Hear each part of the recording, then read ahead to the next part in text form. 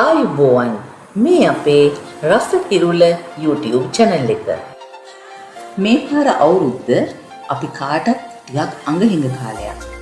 ඒත් ඉතින් ගෙදර පොඩ්ඩු නම් විශේෂයමක් හදලා දෙනකන් අනිවාර්යෙන් බලන් ඉන්නවා. ඉතින් ඔයගලගේ අවුරුදු මේසෙට ඕම අඩු වියදමින් හදා ගන්න පුළුවන් පොලොස් කට්ලට් තමයි අපි මේ හදන්න යන්නේ. මුලින්ම මම වාජනයක් ලිපියේ තියලා තෙල් මේස හැඳි 2.5-3ක් විතර එකතු කරගත්තා. ඊළඟට මේ එකතු කරන්නේ ඉඟුරු සුදු ලුණු පේස්ට් එක. ඒකෙන් තේ හැඳි 1.5ක් විතර මම එකතු කරලා තියෙනවා. මේ ටික හොඳට සුවඳ එනකන් මේ විදිහට අපි ටිකක් බෙදෙන්න අරිමු. ඊළඟට සීන්ව ලියාගත්ත බීරුණු ගෙඩියක් එකතු කරනවා.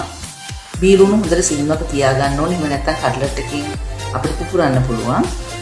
ඊළඟට මම මේකට සීන්ව ලියාගත්ත අමුමිරිස් වගේම කරපිංච එකතු කරනවා. ඊළඟට කුරුඳු පොත්තක් එකතු කරලා මේ ටික හොඳින් මිශ්‍ර කරගන්නවා.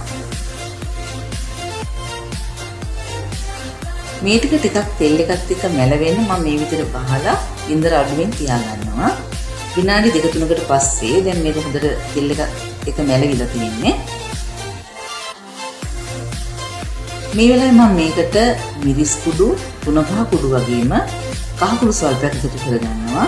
මෙතෙන්දි මම පොලොස් ග්‍රෑම් 500ක් එක්ක අල ග්‍රෑම් 500ක් තමයි අරගෙන තියෙන්නේ. ඒකට ගැළපෙන විදිහට තමයි මම මෙතෙන්දි මිරිස් කුඩු තේ හැඳි 2ක් 3-5 තේ හැඳක් වගේම කහ කුඩු තේ හැඳි කාලක් දැම්මේ. ඕගොල්ලන් ගන්න ප්‍රමාණය අනුව එක වෙනස් කරගන්න පුළුවන්.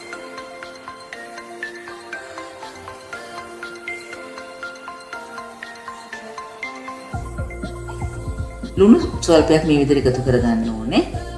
ගොඩක් ලුණු දාන්නේ නැහැ. මොකද මම පොලොස් එක තම්බනකොට වගේම අලයකටත් ලුණු එකතු කරලා තියෙන නිසා බොහොම ස්වල්පයක් ලුණු එකතු කරගත්තා. මේ තියෙන්නේ කහ සහ ලුණු දාලා හොඳට තම්බලා පොඩි කරගත්ත පොලොස් ටික. මේ ළවෙන් මම අපේ ලුණු මිශ්‍රණයට මේ පොලොස් ටික එකතු කරලා හොඳින් කලවම් කරනවා. ගම්මිරිස් ටිකත් මම මේ වෙලාවෙම එකතු කරනවා. ගම්මිරිස් රසත් මේ පොලොස් එකට එකතු වුණාම ගොඩක් හොඳයි මේ වෙලාවෙදී මම. මේ විදිහට හොඳට මිශ්‍ර කරලා අපහො මම මේක ලිඩ් එකකින් වහලා විනාඩි 3-4ක් විතර මේ විදිහට තියන්න අරිනවා. ලිපේ ගින්දර බොහොම අඩුවෙන්.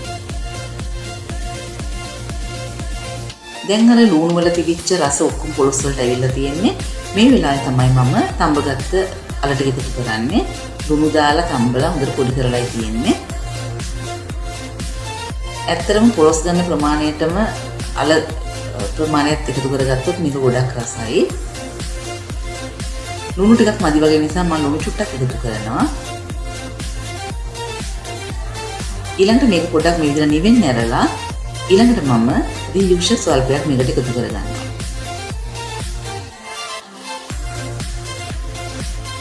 ඊළඟට මම මේ විදිහට මේකේ අවශ්‍ය ප්‍රමාණයට බෝල හදා ගන්නවා. මෙතෙන්දී කුරුඳු කෑලි වගේ ඒවා අයින් කරගන්න පුළුවන් අපිට. මෙතෙන්දී ඕගොල්ලන් බෝල හදනකොට ගොඩක් ලොකුවට හදන්න ඕනේ නැහැ. මොකද මම මේක දෙපාරක් පිටිවල දවටන නිසා ටිකක් ලොකුවට අපිට කට්ලට් එක ගන්න පුළුවන්. මේ විදිහට බෝල ටික හදාගෙන ඊට පස්සේ බිත්තර සාරු වලට දවට ගන්න තමයි මම මේ ලෑස්ති වෙන්නේ. ඒත් එක්කම පාන්කුරු ටික ලෑස්ති කරලා තියෙනවා. මුලින්ම මම බිත්තර සාරු එකට අපි හදාගත්ත මේ බෝලයක් දානවා. මෙතෙන්දි ගෑරුප්පක් පාවිච්චි කරොත් මේක අපිට අතේ ගෑවෙන්නේ නැතුව ඉක්මනින් කරගන්න පුළුවන්. දැන් මම මේ විදිහට මේක පාන්කුරු වල දවටලා පැත්තකින් අරන් තියෙනවා.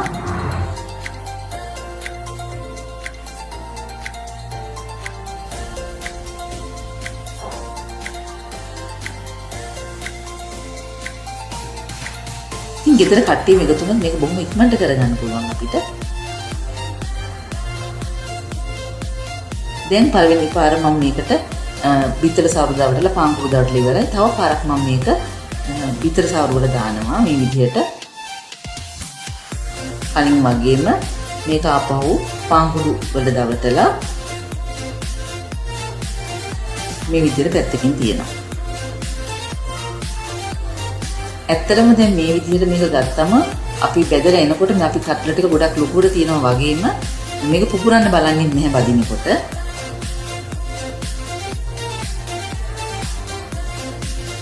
මේ තියෙන අපි මේ විදිහට හදාගත්ත අපේ කට්ලට් ටික ඕගලන්ට අවශ්‍ය නම් මේක ෆ්‍රීසර් එකේ දාලා මාස සුමාන 2-3ක් වුණත් තියාගන්න පුළුවන්. ෆ්‍රීසරින් බදින කිට්ටුවම තමයි ආපහු ගන්න ඕනේ. එහෙම අරගෙන තෙලට දාලා තෙල ටික රත් වෙනකන් ඉඳලා හොඳට තෙලට දාලා බෙද ගන්නයි තියෙන්නේ මෙන්න මේ විදිහට. ඉතින් මේ බලන්න බොහොම ලස්සන පාටක් ඇවිල්ලා තියෙනවා. ඇත්තටම මේක තෙල ටිකක් වෙන්න කියලා පුපුරන්න බලන්නේ නැහැ. අපි දෙපාරක් මේක පිටි දවටලා තියෙන නිසා. ඉතින් මාළු වලට යන වියදමින් සම්පූර්ණයෙන් අඩු වෙන හින්දා අපිට බොහොම ලාභදායී විදියට බොහොම රසට ක්‍රිස්පියට මේ කට්ලට් එක හදා ගන්න පුළුවන්.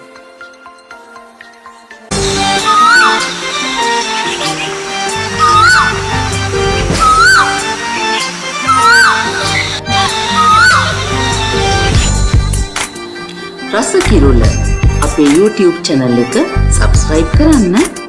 ඒ වගේම like කරලා, share කරලා, comment එකක් දාන්න අමතක කරන්න එපා.